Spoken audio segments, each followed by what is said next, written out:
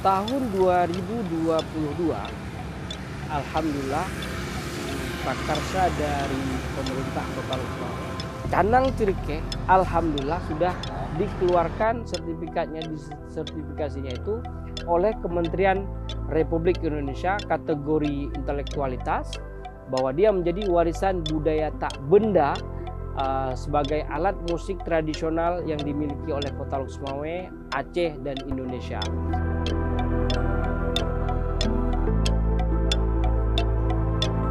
Di antara denyut modernitas masih tersimpan jejak suara lama. Bukan suara logam yang bergemuruh, bukan pula bunyi gendang yang menggelegar, melainkan dentuman kayu sederhana, lembut, berulang tetapi penuh makna. Suara itu adalah Canang Cireke.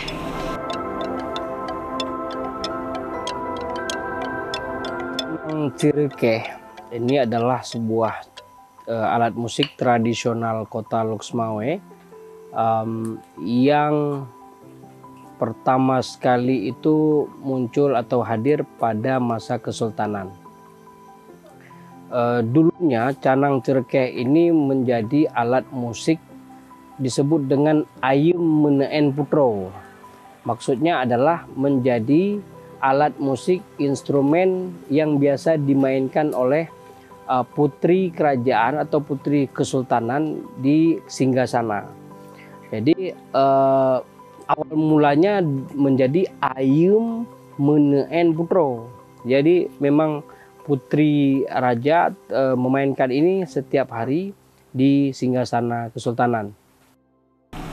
Segalanya berawal di hutan. Pandai atau pengrajin melangkah mencari pohon yang tepat. Ia tahu betul tidak semua kayu bisa melahirkan suara yang indah. Salah satu kayu yang kerap dipilih adalah semiong, oleh masyarakat setempat dikenal sebagai kayu sembarang. Julukan itu bukan berarti kayu ini tidak berharga, melainkan karena keberadaannya mudah ditemukan di hutan sekitar. Seratnya cukup rapat, bobotnya pas, dan ketika dipukul mengeluarkan resonansi yang baik. Selain semiong, ada pula kayu medang jebet yang kerap dijadikan pengganti. Dalam kondisi tertentu, kayu siren, tualang, atau nangka juga digunakan. Setiap jenis kayu menyimpan karakter suara sendiri. Ada yang memberi dentuman nyaring, ada pula yang menghadirkan nada lebih dalam. Setelah pohon ditebang, batang kayu dipotong lalu dijemur di bawah matahari. Proses pengeringan penting, sebab bila kayu masih basah, suara canang akan terdengar sumbang. Dari batang yang besar, Pandai memilih bagian yang lurus, tidak berlubang dan seratnya padat. Balok-balok inilah yang kelak diubah menjadi bilah canang. Dengan pahat sederhana, balok kayu itu diubah bentuknya. Bagian penopang dipahat persegi, diberi lubang segitiga sebagai pegangan. Dan pada permukaannya diukir motif pucuk rebung, lambang kesuburan, doa, dan kesabaran. Ukiran yang tenang namun penuh makna.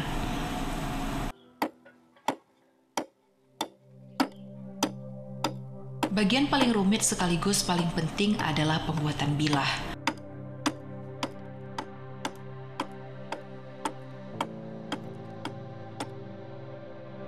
Kemudian di dalam sejarah mencatat bahwa sempat hilang dari masa tersebut. Mungkin karena proses dinamika politik dan lain-lain sehingga membuat Canang Cireke ini hilang dari peredaran pada saat itu. Kemudian muncul kembali pada era Perang Belanda. Pada era Perang Belanda, Canang Cireke ini difasilitasi sebagai alat sebagai alat hiburan masyarakat biasa saja. Jadi difasilitasi oleh Belanda waktu itu pada perayaan-perayaan tertentu sambil istirahat dan lain-lain. Diperintahkan kepada masyarakat untuk menggali betapa potensi-potensi kebudayaan yang ada pada saat itu. Nah, dari sejarah di situ mencatat bahwa dengan fasilitas yang diberikan tersebut, orang-orang tua yang berada pada saat itu memberikan masukan bagaimana kalau Canang Cireke dulu yang pernah ada pada masa Kesultanan itu diangkat kembali. Nah, pada saat itu Canang Cireke bersama dengan Rapai, kemudian Sedati, dan beberapa instrumen musik atau alat musik lainnya itu mulai disuarakan kembali, mulai dilestarikan kembali. Nah, kemudian pada pada perang tersebut juga, karena satu dan lain hal dianggap bahwa membahayakan, maka lambat laun ini juga menjadi sesuatu yang tidak bisa ditampilkan. Akhirnya hilang juga dari masyarakat. Nah, muncul kembali setelah era masa kesultanan tenggelam, kemudian masa perang Belanda hadir kemudian tenggelam, lalu muncul lagi pada masa DITI. Pada masa DITI ini yang menarik, bahwa sejarah selama ini yang beredar Canang Cireke ini tidak disebutkan tentang bahwa ini Ayum Meneen Putro, tapi lebih kepada instrumen yang dentuman atau instrumennya ini dimainkan oleh masyarakat petani di sawah. Nah, ini yang muncul di permukaan selama ini. Jadi sejarah banyak mencatat, banyak yang dipugar, yang dibangun adalah narasi Canang Cireke ini dimainkan oleh masyarakat petani, dan itu terjadi pada saat DITI. Di masa DITI, Canang Cireke ini tidak lagi dimainkan tidak lagi menjadi Ayum Meneen Putro karena memang tidak ada di masa kesultanan. Setiap bila digosok, dikikis, lalu diuji dengan dipukul, nada yang keluar didengar dengan telinga. Bila belum pas, pengrajin kembali mengikis sedikit demi sedikit. Tidak ada alat ukur modern di masa lalu. Telinga dan pengalaman adalah satu-satunya paduan.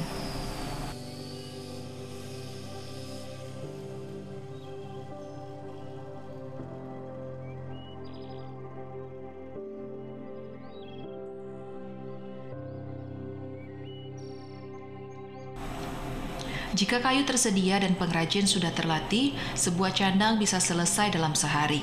Tapi melahirkan suara yang pas seringkali memerlukan kesabaran berhari-hari. Karena yang diolah bukan hanya kayu, tetapi juga jiwa.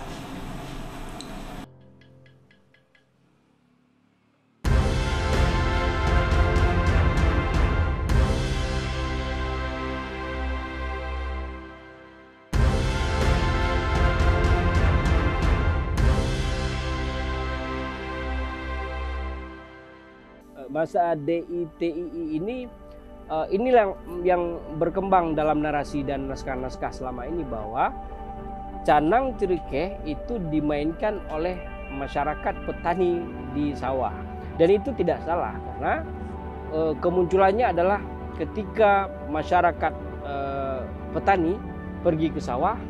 Pada suatu ini berdasarkan dari cerita rakyat yang ada, cerita beberapa dari narasumber yang ada, bahwa ketika mereka pergi ke sawah itu ada batang-batang pohon atau ada ranting-ranting pohon yang jatuh. Kebetulan ada pohon yang masuk ke jalan, kemudian ditebang, kemudian dibersihkan. Nah, batang-batang pohon yang dibawa itu sambil mereka ke sawah itu kemudian dikupas kulitnya sehingga menjadi bentuk persegi panjang. Kebetulan pas didentumkan waktu disuarakan itu bunyi sesuatu yang sangat indah, sehingga dijadikanlah ini kayaknya menarik untuk menjadi sarana atau menjadi media untuk mengusir hewan-hewan yang akan mengusik padi yang ada, mengganggu padi yang ada.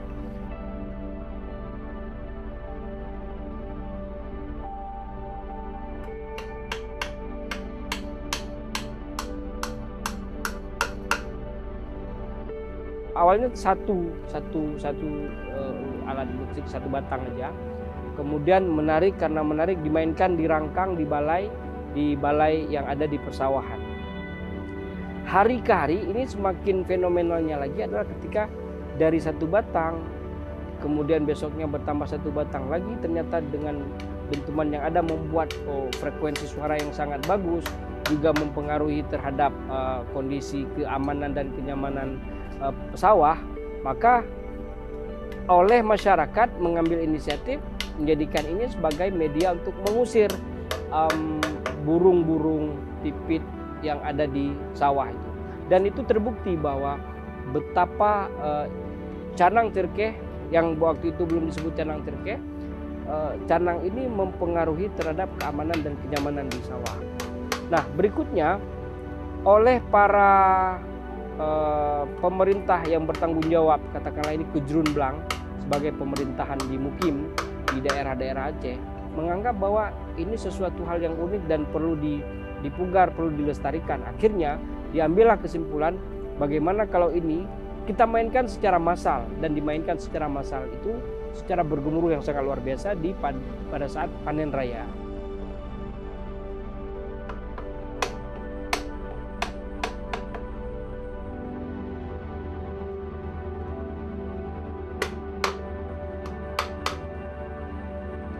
Bicara soal keunikan dan perbedaan, saya tidak menggambarkan secara umum di Nusantara.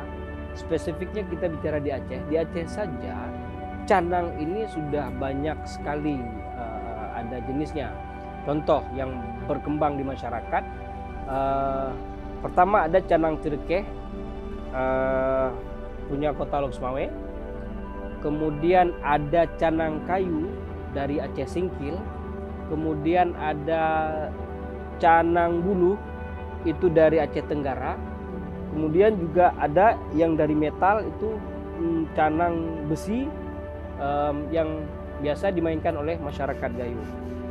Dari beberapa jenis canang ini aja yang ada di Aceh sudah banyak sekali bentuk-bentuk dan keunikan yang berbeda-beda.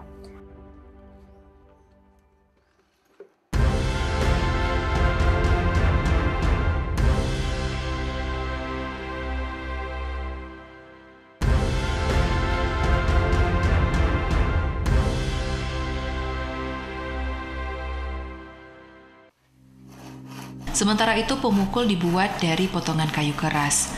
Dahulu ujungnya diisi buah pinang muda, membuat bunyinya lebih lembut. Kini pemukul dibentuk bulat, halus, dan seimbang, agar saat jatuh ke bilah bisa melahirkan nada yang jernih.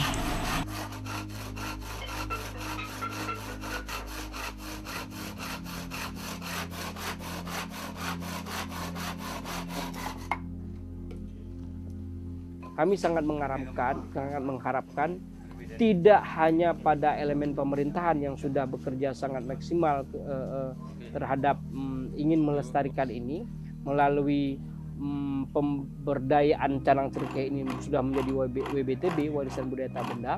Nah, langkah selanjutnya adalah harapan para seniman dan budayawan tentunya ini harusnya dilestarikan, dipromosikan, dan bisa masuk kepada tahapan tidak hanya pada pemerintah kota, tapi juga masuk ke elemen-elemen pemerintah berikutnya dari tingkat kecamatan, dari tingkat dusun dan lain-lain. Sehingga seperti sekarang kita tahu di acara-acara dibuka itu sudah mulai dengan canang tirkeh di Kota Loksmawe.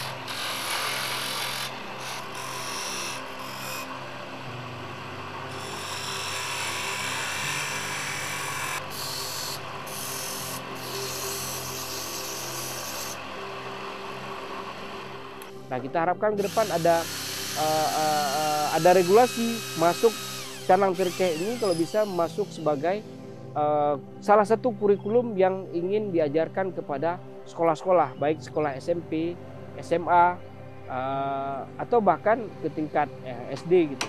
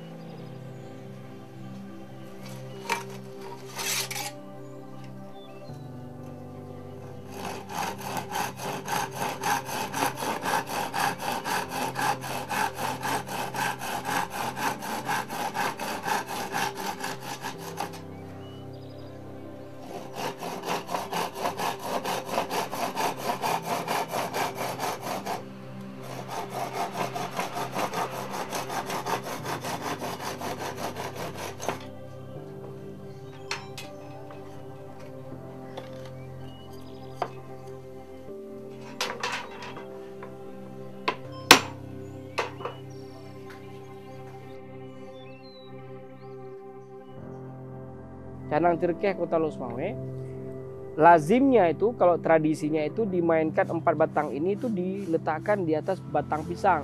Ini yang tradisinya, yang tradisionalnya. Tapi seiring berjalan waktu dalam perkembangannya di era modern sekarang ini, untuk memenuhi standar dari suatu target, maka 4 batang ini dipasangkan dengan beberapa batang kayu lain dibentuk dalam persegi gitu, kemudian diletakkan ini di atasnya sehingga memunculkan suara yang berbeda lagi, yang lebih asik lagi gitu. Masing-masing bilah punya nama sendiri. Yang pertama disebut anak sebagai dasar. Bilah kedua dan keempat dinamakan rempah penyeimbang ritme.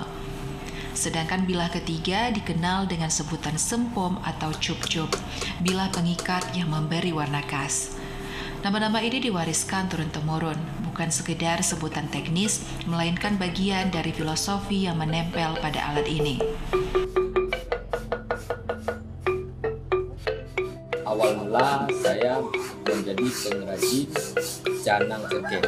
Awal mulanya saya cuma pengrajin alat musik tradisional rapai, surne kali, gendra, sama alehuja.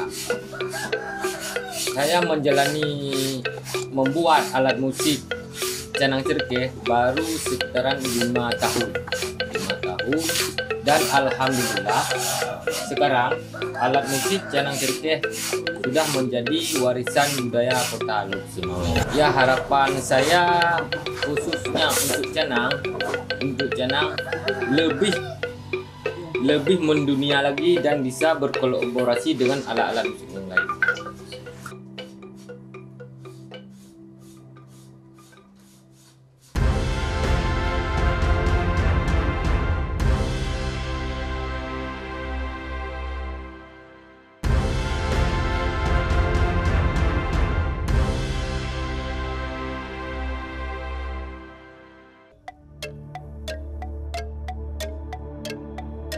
Canang Tirkeh sejak awal kemunculannya ini punya masa yang hilang muncul ya. Dan dari sejarah-sejarah yang ada sama seperti Sedati juga demikian, sama juga dengan Rapai, walaupun dia hadir tiba-tiba nanti hilang karena satu kondisi sosial, baik itu kondisi politik dan lain-lain. Maka sama juga Canang Tirkeh juga demikian, punya masa hilang, kemudian muncul kembali, hilang lagi dan muncul kembali.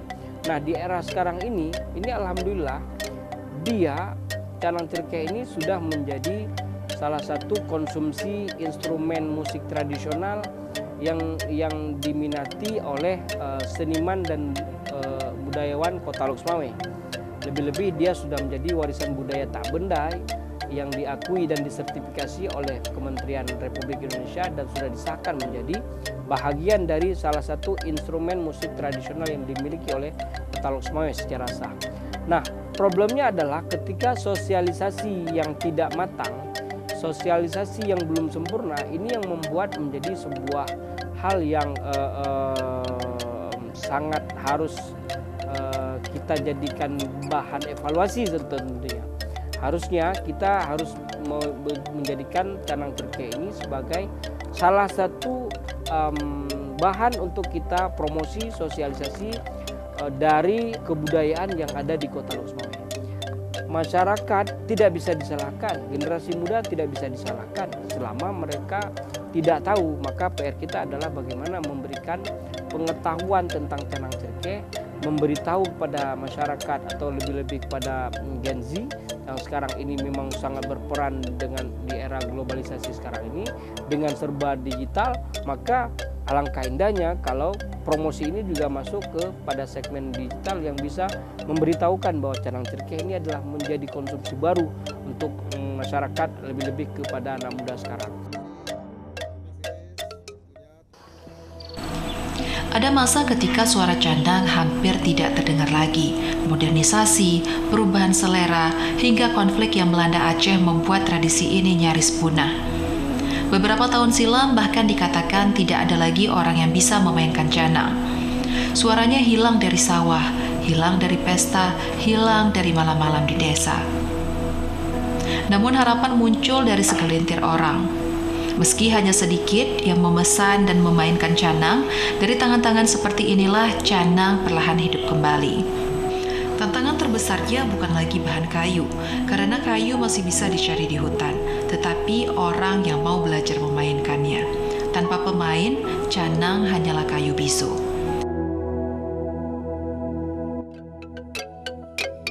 Canang adalah sahabat yang lahir dari tanah, tumbuh dari hutan, dan hidup di tengah sawah.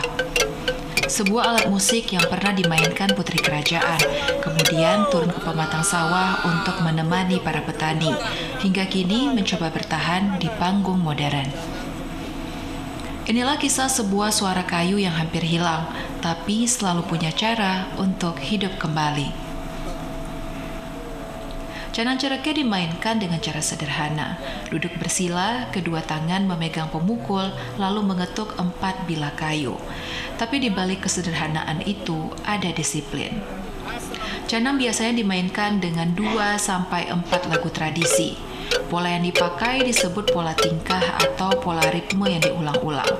Namun canang berbeda dengan alat musik modern. Ia sulit diikat konotasi 7 nada seperti do re mi. Karena canang tidak lahir dari teori musik barat, melainkan dari pengalaman mendengar dan mengulang. Musik kayu yang sederhana ternyata mampu membuat tubuh menari, jiwa bersenang-senang. Kini di panggung seni, canang mulai dipadukan dengan repai, gendrang, dan seruni kale. Meski tidak menjadi instrumen utama, canang selalu memberi lapisan bunyi yang unik, aksen kayu yang tak bisa digantikan.